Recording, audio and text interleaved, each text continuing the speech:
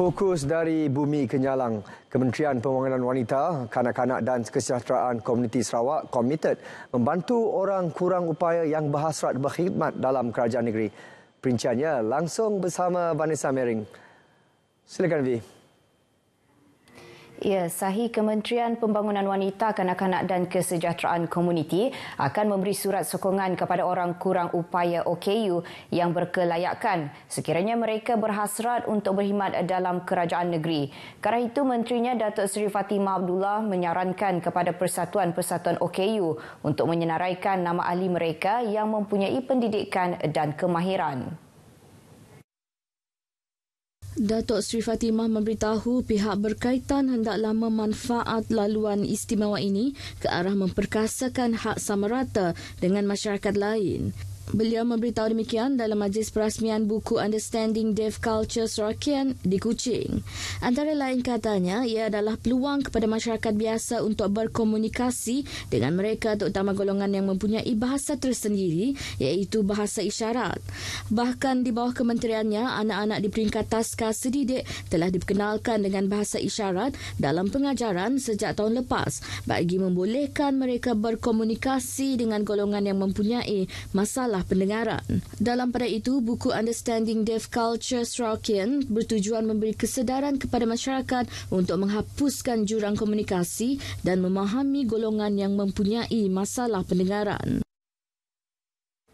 Pelbagai bentuk bantuan mula diterima 83 penduduk terjejas kebakaran Blok F Umar Baha di penempatan semula bakun BRS Sungai Asap Belaga bermula semalam. Ini termasuk bantuan tunai daripada Ahli Dewan Undangan Negeri Adun Murum Kennedy Cuk Pai Ugon yang berjumlah RM24,900. Bantuan sejumlah RM1,000 kepada 16 ketua isi rumah, RM500 kepada 3 penuntut universiti, RM300 kepada 12 pelajar sekolah menengah dan RM200 kepada 19 murid sekolah rendah yang terlibat. Sementara itu, bantuan peralatan dapur serta makanan kering menerusi Jabatan Kebajikan Masyarakat turut disalurkan. Menyampaikan sumbangan tersebut kepada wakil 16 KIA terlibat, Cuk Pai memaklumkan satu mesyuarat Jawatankuasa Pengurusan Bencana Daerah Belaga telah dijalankan bagi membincangkan bantuan-bantuan susulan yang akan disalurkan kepada mangsa terlibat. Beliau yang berada di Kuching pada masa kejadian bergegas pulang ke Sungai Asap pagi semalam bagi melihat sendiri kejadian tersebut. Kerajaan negeri melalui SDMC akan membantu rakyat yang ditimpa bencana kebakaran ini sebanyak untuk mereka membangun kembali rumah mereka, bantuan sebanyak 70,000 satu pintu selepas ini. Selepas semua sudah selesai, kita akan bersihkan kawasan ini dan kita akan bina kembali rumah-rumah yang telah terbakar ini. Setelah selesai proses siasatan oleh Unit Forensik Jabatan Bomba dan Penyelamat Malaysia, Sarawak, kerja-kerja pemeriksaan tapak kebakaran akan dilakukan segera. Menurut perbincangan dan mesyuarat penyelarasan bersama JKK semalam, projek ataupun rumah ini akan dibangunkan secara gotong royong untuk memudahkan setiap keluarga itu membuat tempat tinggal sementara lah. Sementara itu kita akan di pihak Jawatankuasa Pengurusan Bencana Daerah akan membuat laporan susulan kepada pihak Jawatankuasa Pengurusan Bahagian dan seterusnya untuk proses ataupun urusan di peringkat atasan untuk bantuan-bantuan seterusnya, terutamanya untuk membangunkan rumah mereka dalam yang secara kesal dalam jangka masa panjang. Sementara itu, Timbalan Menteri Utiliti Telekomunikasi Datuk Lee Wan Lagang yang juga Adun Belaga turut menyumbang RM8,000 masing-masing RM500 kepada setiap pintu. Timbalan Menteri di Jabatan Perdana Menteri Datuk Wilson Ugak Kumbong yang juga Ahli Parlimen Hulu Rejang dijadualkan ke lokasi kejadian esok. Tiada satu harta pusaka peninggalan keluarga yang dapat diselamatkan. Kini hanya tinggal sehelai sepinggang. Itu antara yang dikongsikan penduduk terjejas kebakaran Agang Icau, Blok F Umar Baha, penempatan semula bakun BRS Sungai Asap yang terjadi pada petang Khamis lalu. Jadi saya amat sedih lah sebab saya sampai di tempat ini tinggal tiang aja rumah saya dan keseluruhan blok F itu. Jadi saya sangat sedih lah dengan kejadian ini. Apa boleh buat sebab kita tidak tahu bila akan berlaku musibah yang sebeginilah. Jadi harapan saya kalau boleh bantulah kami yang kena mangsa kebakaran inilah. Pada kejadian kebakaran itu, beliau dan keluarganya berada di Belaga dan bergegas pulang ke rumah panjang tersebut. Namun segalanya musnah sepenuhnya.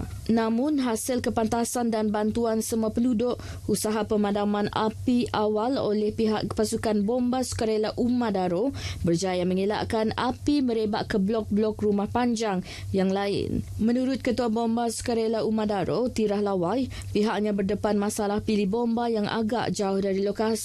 Ekoran itu, mereka terpaksa menggunakan sambungan yang panjang untuk melakukan pemadaman dan mengawal api. Saya harap jabatan yang berkaitan dengan ini tolong tambahkanlah pilih bomba di setiap kampung di kawasan Asap Apakoyan. Jadi satu lagi perkara yang saya ingin bagi tahulah, minta kerajaan negeri maupun federal mempercepatkanlah balai bomba di kawasan Asap. Kerana kita sebagai bomba sukarela di Asap hanyalah membantu setakat apa yang kita dapat membantu. Begitu juga bomba yang dari Belaga datang ke kawasan Asap memakan masa 1,5 jam ataupun 2 jam. Jadi sangatlah jauh bagi saya. Semalam kita dapat bersyukurlah dapat memadam api dengan 1 jam lebih. Kita dapat memadam api. Ketika ini, penduduk terjejas seramai 83 orang menumpang di rumah saudara mara terdekat sementara menunggu pembinaan semula rumah.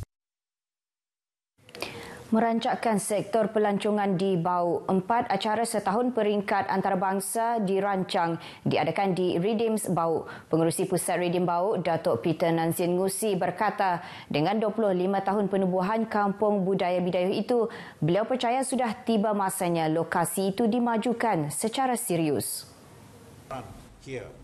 4 acara itu adalah International Tribal Festival, Praise Music Festival, Spartan Race dan juga Festival Makanan. International Spartan Run. Last year they managed to get only 1,700 runners. This year they target about at least 3,000 runners to run here, to do the International Spartan Run 2023 here. Then we also propose that our annual Gawai Carnival Redeem for this year, we will propose to the state to have the state Gawai here. Dengan adanya plan komprehensif seperti itu, akan berupaya meletakkan kawasan Bau ke peta pelancongan Malaysia. Bercakap kepada pemberita pada sedang media di Redeems Bau, dedahnya lagi 26 juta ringgit telah dibelanjakan bagi pembangunan pusat itu sejak ditubuhkan. Dalam pada itu, sebenar 25 tahun penubuhan pusat itu, festival serentak 3 dalam 1 akan diadakan pada 13 hingga 15 hari bulan ini. Sebutan 3 hari itu meliputi perasmian Kampung Budaya Bidayuh, Gawai Bani Redeems dan sambutan ke-25 Redeems. Premier Sarawak, Datuk Petinggi Tan Sri Abang Johari Tun Ropeng dijangka merasmikan festival itu pada 14 hari bulan ini. Dengan itu, sekian berita dari Sarawak. Salam perpaduan dan kita kembali bersama Sahih di Angkasa Puri. Silakan. Terima kasih, Vi.